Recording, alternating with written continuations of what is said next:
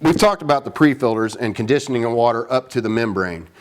It's crucial because the membrane is the heart of the system. The membrane is what takes your water from dirty mess to clean deliciousness.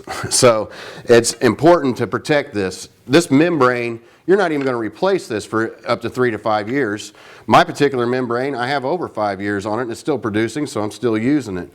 Now, the question always comes up, well, how do I know if my membrane's bad?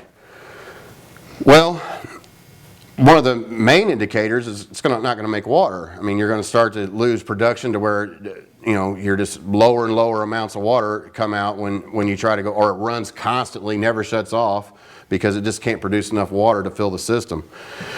The other indicator is quality.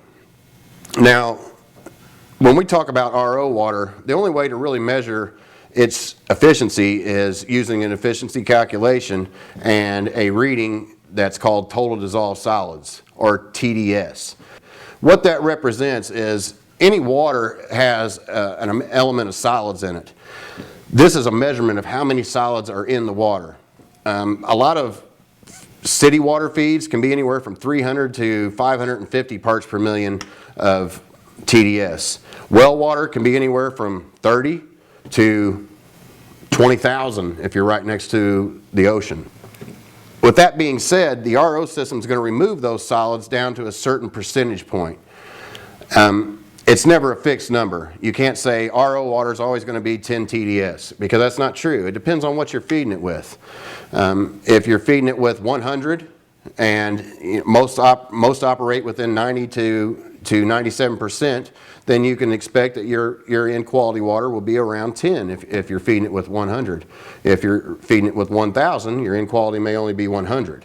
So it's really important to keep that in mind when you're checking your RO membrane. So what we do is we use a TDS meter, and we have them on our site. They're called TDS 3s. They're made by HM Digital. Those are the ones my guys use in the field. They work really well.